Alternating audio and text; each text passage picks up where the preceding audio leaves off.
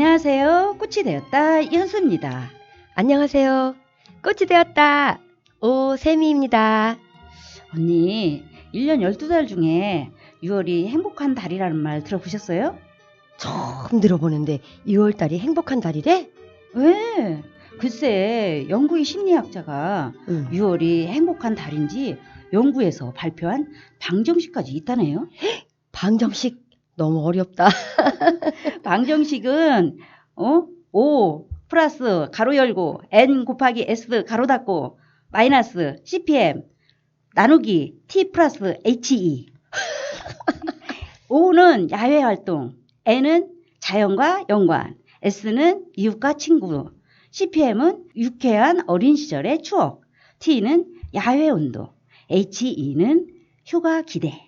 요즘 낮길이가 길잖아요. 보름달이 대낮처럼 밝아 저녁 시간이 동심으로 돌아간 여름날의 추억, 그리고 곧 휴가를 떠나게 될 것이라는 기대감 등으로 한데 어우러져 사람을 가장 행복하게 만든다는 것이라네요. 야, 진짜 별걸 다 연구한다. 그러니까 여름 휴가 기대감에 6월달이 행복한 달이라고 그러는 거잖아. 그렇지. 그리고 이웃과 달이 밝으니까 사람들과 교류도 많이 하고 그러니까. 그러니까 많이 사람을 만나니까. 그렇지. 난 6월 하면 1년에 이제 반이 지나갔다. 그러면서 이제 전반전 끝. 그러는 거야. 그렇지. 근데 행복의 기본은 뭐 다 아는데 뭐 학자로서 행복을 증명하려고 연구한 것 같아요. 나는 행복하면 이렇게 사람마다 기준이 다 있을 거 아니야. 그래도 어떨 때 행복한지. 나는 내 기준이 아주 낮게 책정되어 있어요. 그 기준치 누가 낮다고 증명했어요? 내가. 아니, 그래프도 없고? 그래프도 없어. 아유, 참. 내가 이제 했는데, 그러니까 예를 들자면 이런 거야. 내가 오늘 집에서 있어. 그러고서는 어디 나가고 싶은데, 나가지도 못하고, 뒹굴뒹굴 이제 굴르면서 있다가, 뭐, 심심하다, 그러고 있는데, 갑자기 자기가 전화 와. 언니, 밥 먹자! 그러는 거야. 그러면 내가, 와, 이거 웬 떡이야? 그러면서, 밥 먹게 생겼네? 그러면서, 그것도 행복이지. 그렇지. 심심한데 연락해서 밥 먹으면 행복이지. 언니가 행복하다는 말을 자주 하던데, 기준점이 낮아서 그랬구나. 그렇지. 자기도 기준치를 조금 낮춰봐. 그러면 행복은 더해지고 그래서 훨씬 더 행복하다. 기준점 낮춰보도록 하겠습니다. 오늘 문학제의 이야기는 아버지의 서식. 인순이의 아버지 노래 듣고 이야기 들려드릴게요.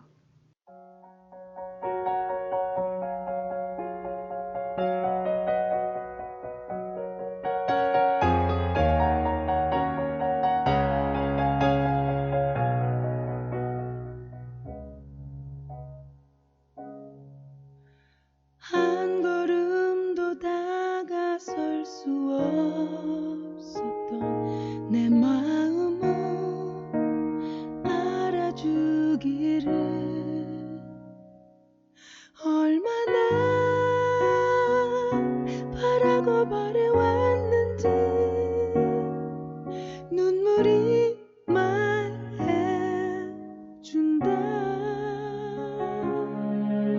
점점 멀어져 가버린 쓸쓸했던 뒷모습에 내 가슴이 다시 아파온다. 서로 사랑을 하고 서로 미워도 하고 누구보다 아껴주던 그대가 보고 싶다. 가까이에 있어도 다가서지 못했던 그래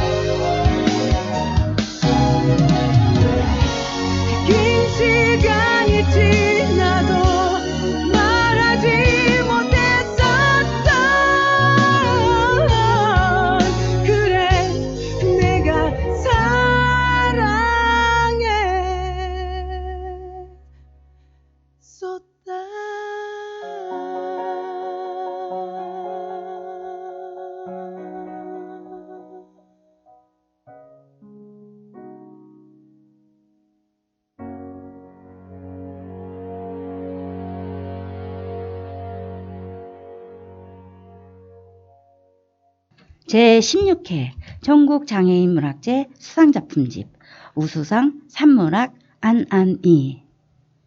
아버지의 서시. 갯내가 어린 바닷바람을 맞으며 집으로 돌아가는 길. 어깨에 둘러맨 책가방의 무게가 좋았다.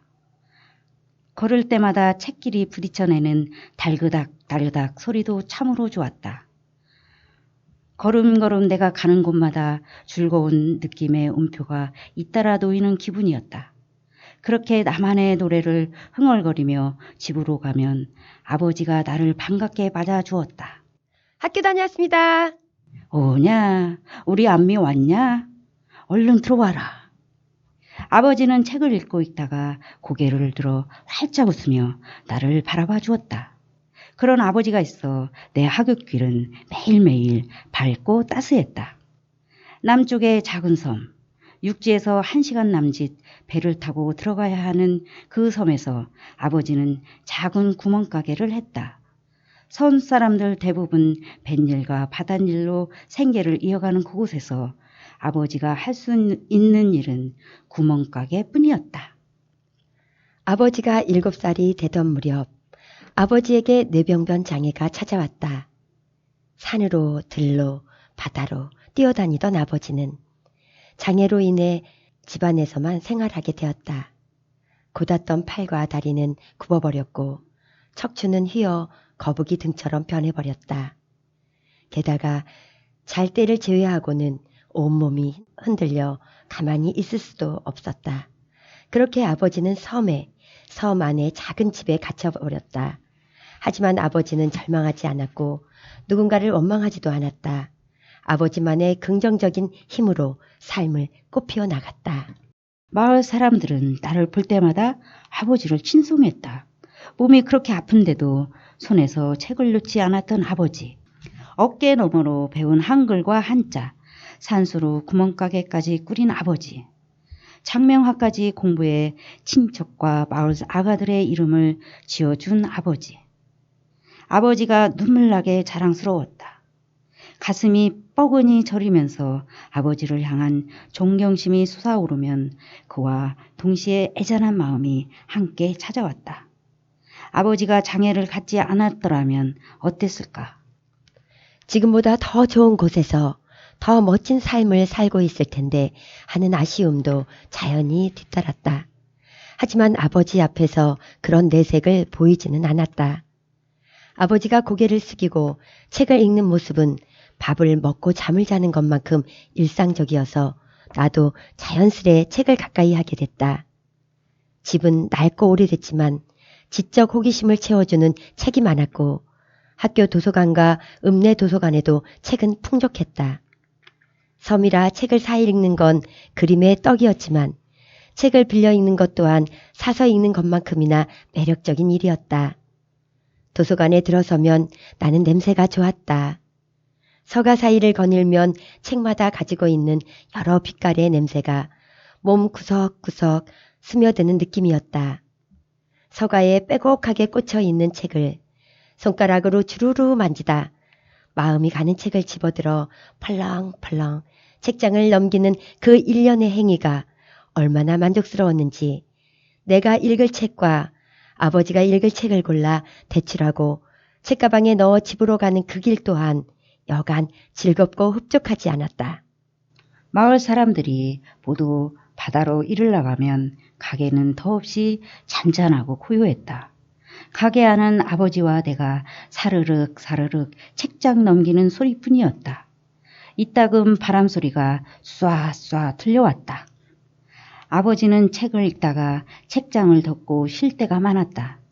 몸이 흔들려 눈이 쉽게 피로해지기도 했지만 어떤 구절이 주는 감동으로 사색이 잠길 때가 많았기 때문이었다. 아버지는 그렇게 머리와 마음에 남은 책의 갈피갈피를 아버지의 독서 공책에 적었다. 연필을 쥔 손이 흔들려 글씨는 흘림체였지만 가을날 추수한 곡식만큼 풍족한 감상문이었다. 한 장 한 장 넘기며 읽는 아버지의 독서 감상문을 읽고 쓰는 즐거움을 신압으로 일깨워 주었다. 아버지는 시집 읽는 것을 특히 좋아했다. 집에 있는 시집은 하도 많이 읽어 원래의 두께보다 훨씬 두툼해져 있었다. 펼쳐놓은 시집은 얼핏 보면 공작새의 꽁지깃 같았다. 아버지는 윤동주 시인의 시를 즐겨 읽었다. 죽는 날까지 하늘을 우러러 한 점 부끄러움이 없기를 잎새에 이는 바람에도 나는 괴로워했다.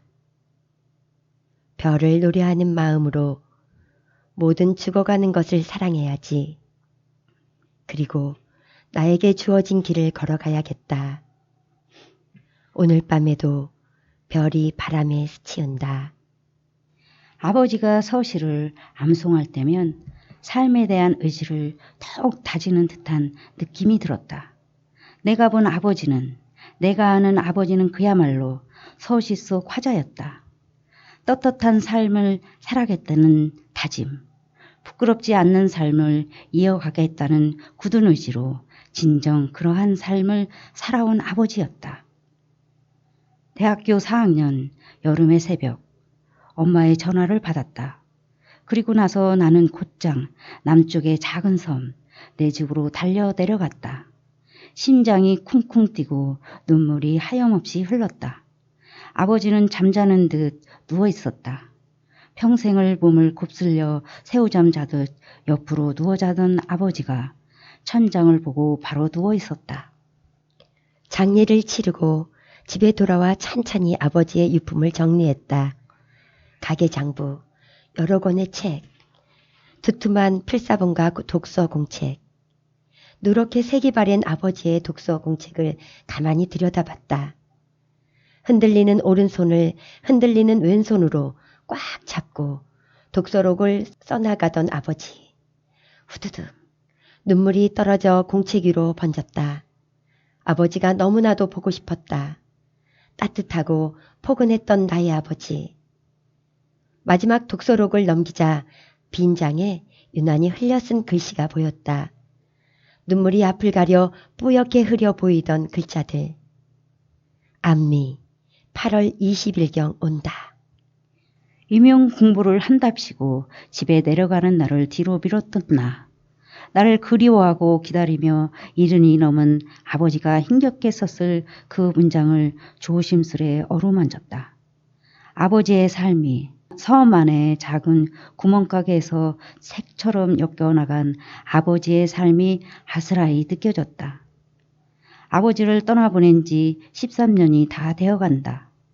어느새 두 아이의 엄마가 된 나는 여전히 책을 읽고 글을 쓴다.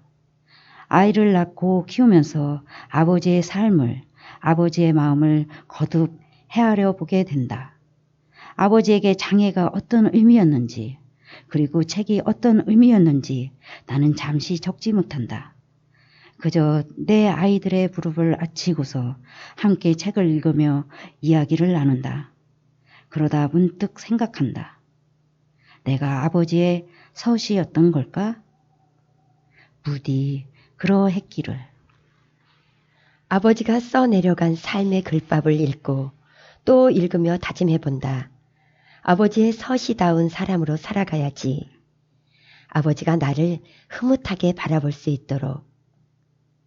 오늘 밤에도 별이 바람에 스치운다.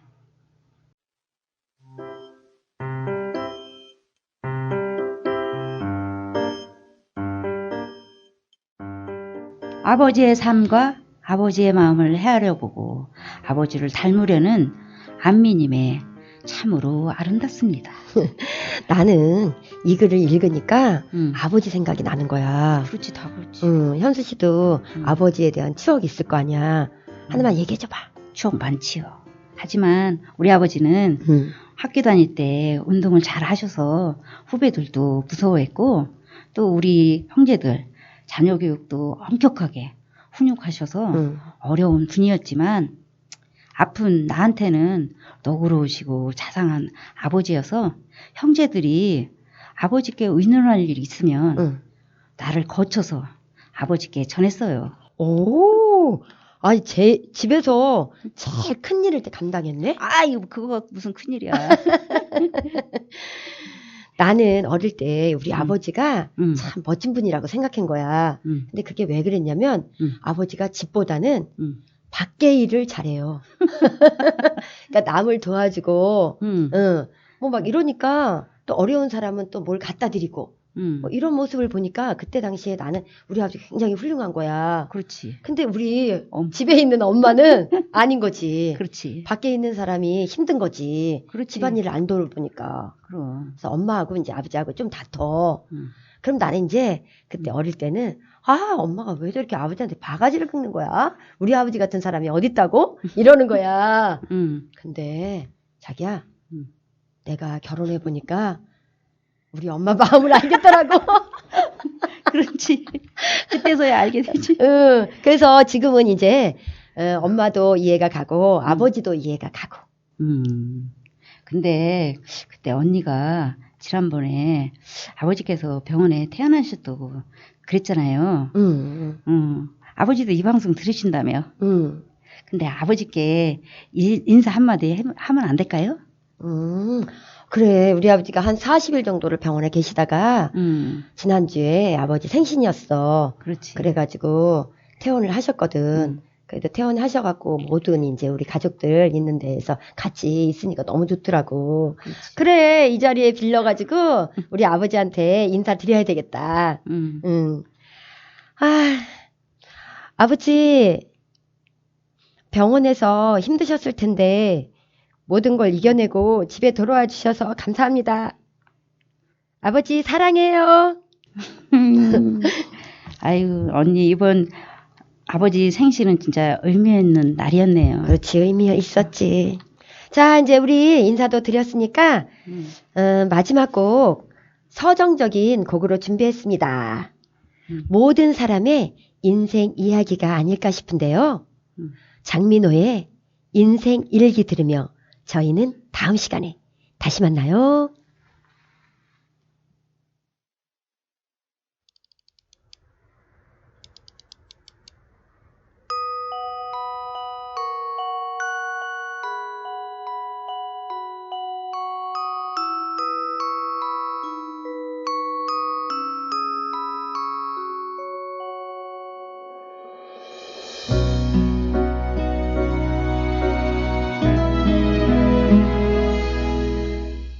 정신없이 하루를 살다가 일기장을 펼쳐본다.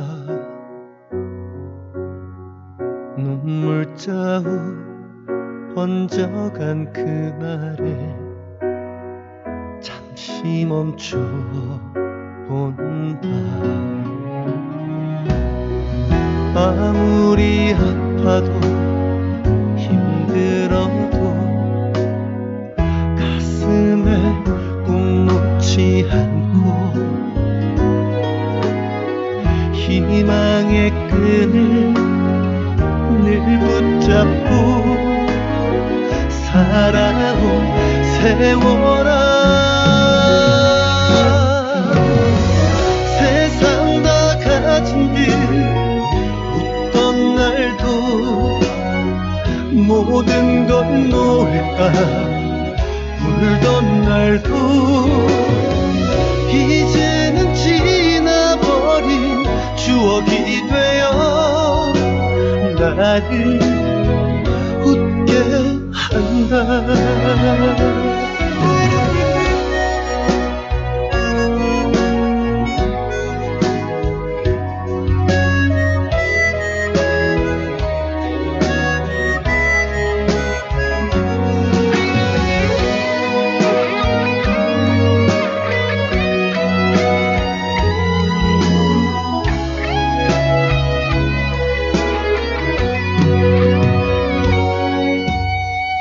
아무리 아파도 힘들어도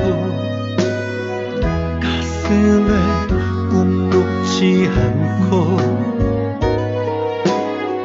희망의 끈을 늘 붙잡고 버텨온 세워라. 세상 다 가진 듯 웃던 날도 모든 건 노래가 울던 날도 이제는 지나버린 추억이 되어 나를 웃게 한다. 먼 날 나를 만나게 되면 이 말 전하고 싶어. 나에게